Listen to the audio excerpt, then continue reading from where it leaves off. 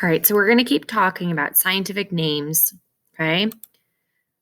Now, if we keep going, that system, okay, we call that taxonomy, uses the organism's genus for its first name and species for its second name. So, for example, the scientific name of dog is Canis familiaris.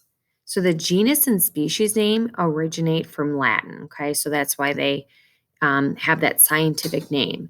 But no matter the language or country, Canis familiaris would mean that organism we know as a dog.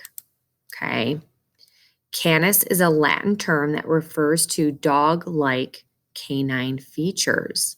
We've got wolves, coyotes, jackals, dingoes, and dogs all belong to this genus named Canis because they have similarities, right? But wolves, coyotes, dogs, and jackals are different enough that they are considered separate species. So all of these names that you're seeing in italic, okay, for wolves and dog, that is their scientific name, okay? So when we write scientific names, which you will not need to do in 5th grade, just kind of fun fact here, the genus name is always capitalized. So in this example, Felis domesticus, okay, the genus is Felis because it's capitalized, and the species is not capitalized, but they're both italic, right?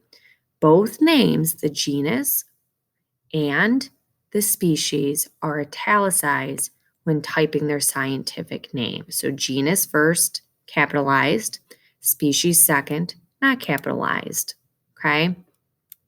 So if we kind of review, all organisms are classified, and that word classified means to sort or group. Okay? And the goal is to find those characteristics that those organisms have in common. We just keep breaking them down into smaller and smaller categories, okay? We start with the big one, kingdom, okay? And we base that on similarities of structures and functions.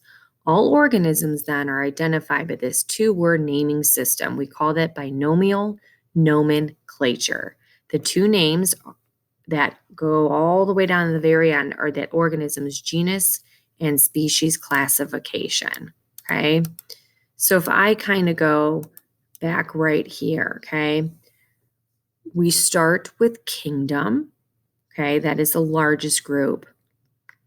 And then our next one is phylum, okay? Then we do class, order. I always remember the saying, King Philip came over for green spaghetti. Okay. King is kingdom. Philip is phylum. Came represents class. Over represents the word order. For represents family. Green is genus. And spaghetti is species. That's the order from the largest to smallest in how we classify organisms.